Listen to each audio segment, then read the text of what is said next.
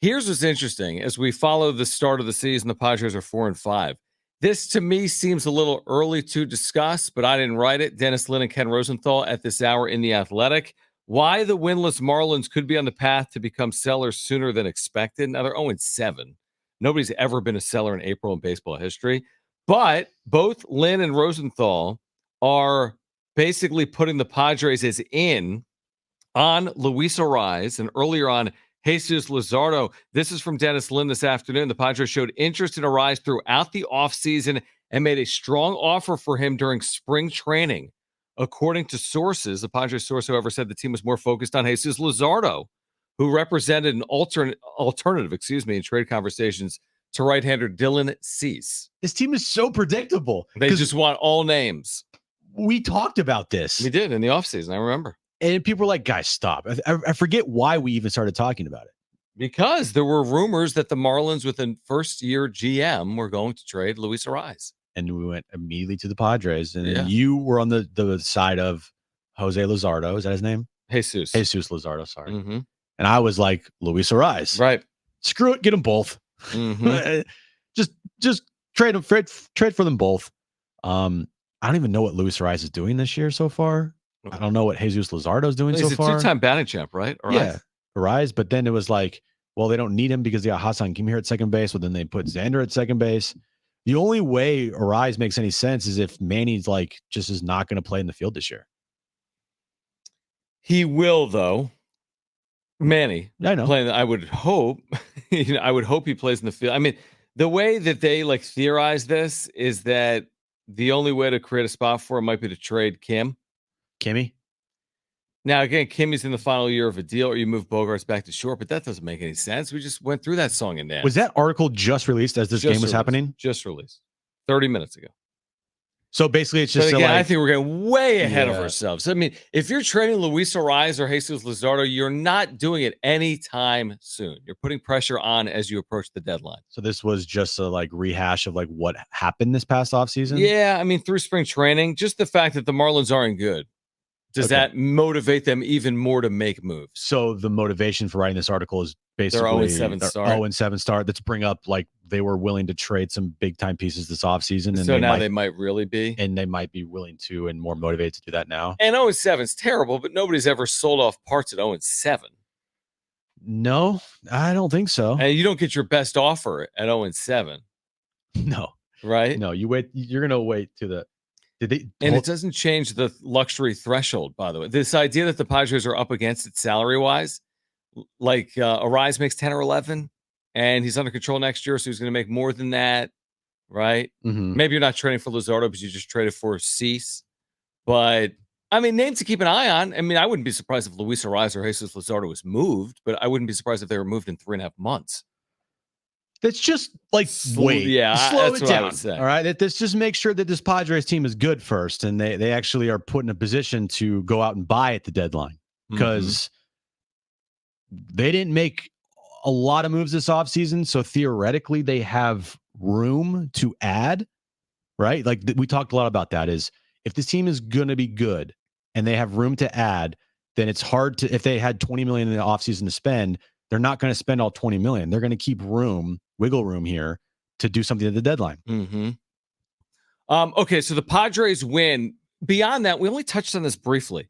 Dennis Lin and Ken Rosenthal writing within the hour that the Padres, as recently as spring training, were in hot pursuit of the National League hit king, Luis Arraez from the Marlins. Not surprised at all. Who is under control through 2025. So this year and next, he's owed just over $10 million this year. In addition to that, at one point, the Padres had serious interest in starting pitcher Jesus Luzardo. Now, between that interest and now, they acquired Dylan Cease from the Chicago White Sox. So maybe that's cooled their interest there. That would make sense. Mm-hmm. But, again, Luis Arraez is a guy that has obviously hit for average. He's a two-time hit king, I think, in the National League. Now, you may say they don't necessarily have a spot for him. We talked about this a little bit earlier, but you don't kick a hit king out of bed, so to speak, when you're a team that has struggled for offense like the Padres have historically at Petco Park, right? So, again, I don't think it's an April 3rd fit, but the Marlins are going to sell their 0-7. Will it potentially be something that A.J. Preller goes back after this summer? He's hitting 208 this year. Whatever. What's his career is ridiculous, right? He hit 354 last season. 354. What did he do the year before that? He's had a couple of 330 plus years, I think, in the big leagues.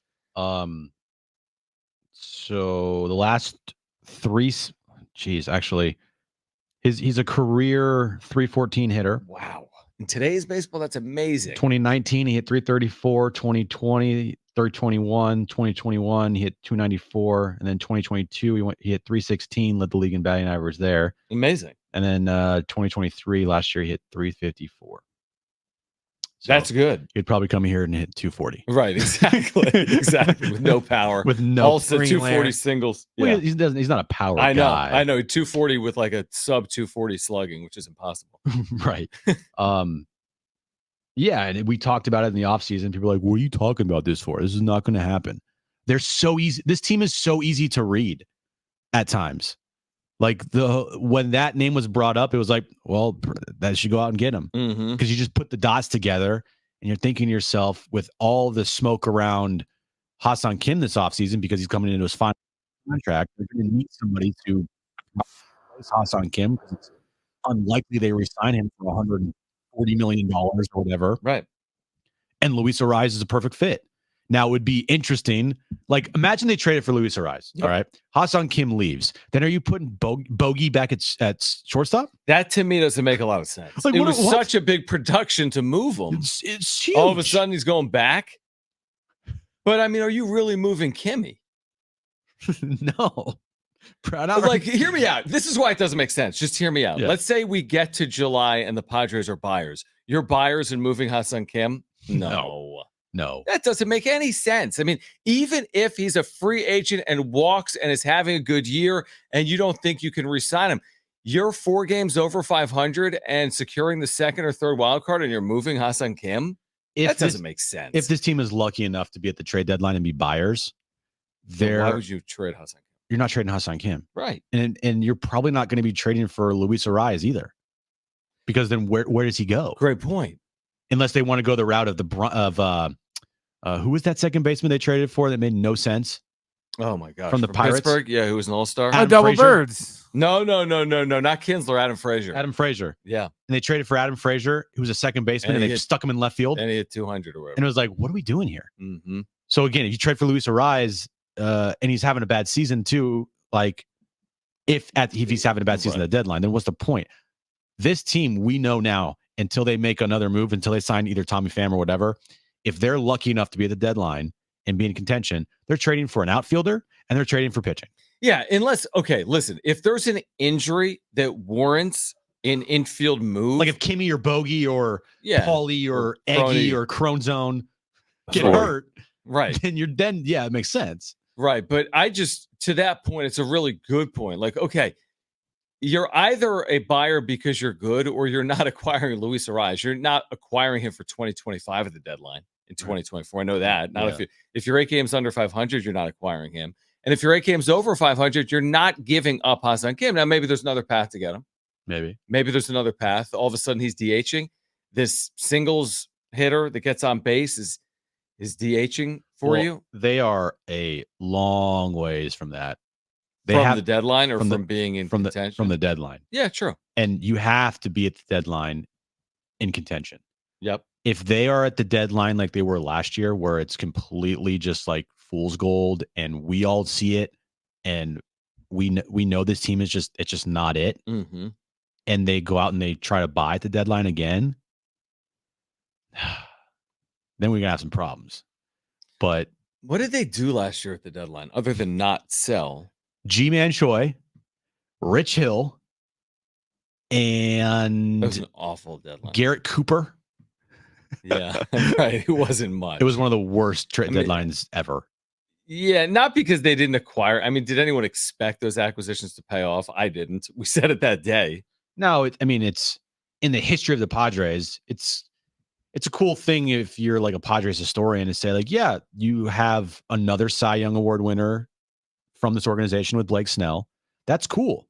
But if you're thinking about the team and like the future of the team, they should have traded Snell. They should have traded Hader, and they honestly probably should have traded Juan Soto.